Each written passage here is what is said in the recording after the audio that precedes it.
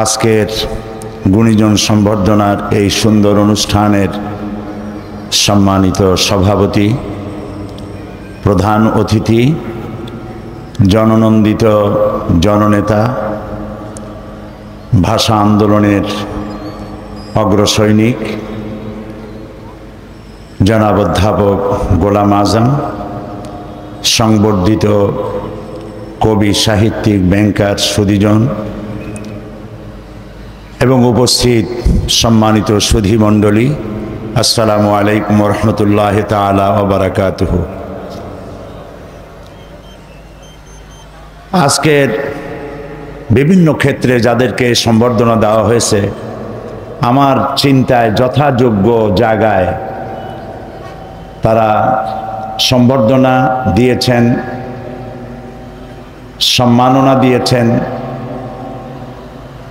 এজন্য ইসলামী সমাজ কল্যাণ পরিষদকে আন্তরিক ধন্যবাদ জানাই। কিন্তু সেখানে একটি বড় কিন্তু আছে, সেটা হচ্ছে এই যে যাদেরকে তারা সম্বর্ধিত করেছেন সে তাদের সারিতে আমি পড়ি কিনা আমি অনেকক্ষণ ভেবেছি। কারণ আমি যে রাস্তায় কাজ করি এটা সম্বর্ধনা পাওয়ার মতো না, এটি একটি বিচিত্র ঘটনা। আমি বসে বসে ভাবতেছিলাম, নবী করিম সাল্লাল্লাহু আলাইহি ওয়াসাল্লাম কোরআনের দাওয়াত দিতে গিয়ে, ইসলামের দাওয়াত দিতে গিয়ে তায়েফের ময়দানে পাথর দিয়ে সংবর্ধিত হয়েছে। হযরতে হামজা রাদিয়াল্লাহু তাআলা আনহু তার কলেজা, তার বুক ফেড়ে তার কলেজা বের করে চিবানো হয়েছে। সাহাবায়ে কেরাম, আম্বিয়া আলাইহিমুস সালাম এ কোরআনের দাওয়াত দিতে গিয়ে কাউকে করাত দিয়ে চেরা হয়েছে, কাউকে হত্যা করা হয়েছে। যুগে যুগে এ দাওয়াত দিতে যারাই এসেছেন তারাই বিপদের সম্মুখীন হয়েছেন। আমার মনে পড়ল ব্রিটিশ খেদাও আন্দোলন, ইসলাম প্রতিষ্ঠা করো, ব্রিটিশের গোলামি থেকে বাঁচো। যাদেরকে গ্রেপ্তার করা হলো সেই গ্রেপ্তারকৃতদের মধ্যে ছিলেন মাওলানা জাফর থানেশ্বরী। আদালতে বিচার হলো, আত্মপক্ষ সমর্থনের জন্য তিনি কোনো সুযোগ পেলেন না। বিচারের রায় হলো তাকে আন্দামান দ্বীপপুঞ্জে কালাপানিতে পাঠায় দেওয়া হবে যাবজ্জীবন। পায়ে শেকল পরানো মাওলানা জাফর থানেশ্বরী মহাদেশের একজন অন্যতম শ্রেষ্ঠ আলেম। ডাকাতদের পায়ে যে বেড়ি লাগায় সেই বেড়ি পরানো, গলায় শিকল লাগানো, হাতে হ্যান্ডকাফ পরা, শিকল দিয়ে বেঁধে গরু যেমন টেনে নিয়ে যায় গলায় শিকল লাগায় টেনে নিয়ে যাওয়া হচ্ছে।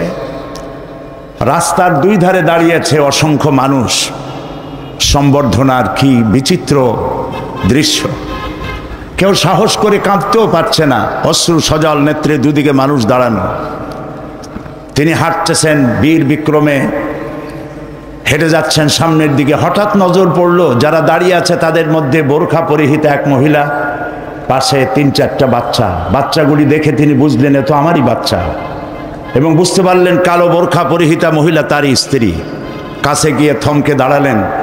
স্ত্রী জিজ্ঞেস করলেন, আপনার তো যাবজ্জীবন হয়েছে, আমাকে কি বলে যান?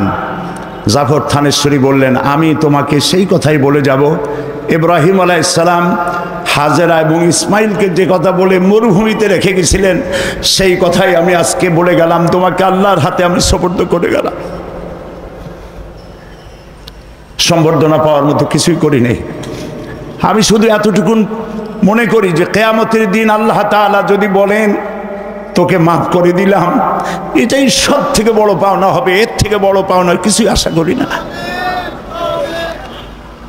কোরআনে কারিমের এই দাওয়াত আপনারা জানেন, গতকাল এখানে ফুরফুরা পীর সাহেব বলে গেছেন, আমার আব্বা এবং আমার চাচা দুজনই ছিলেন হযরত মাওলানা আবু বকর সিদ্দিক রহমতুল্লাহ আলাইহির খলিফা।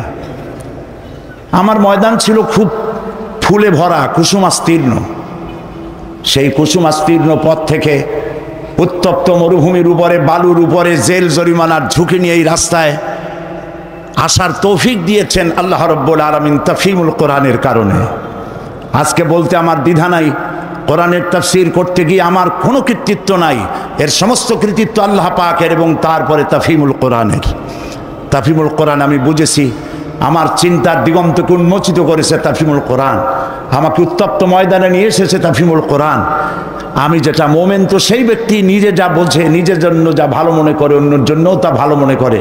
আমি আজকের এই অনুষ্ঠানে সকলকে তাফহিমুল কোরআন আগাগোড়া পড়ার জন্য, বোঝার জন্য এবং কোরআন প্রতিষ্ঠার আন্দোলনে শরীক হওয়ার দাওয়াত জানিয়ে আমি আমার বক্তব্য শেষ করলাম।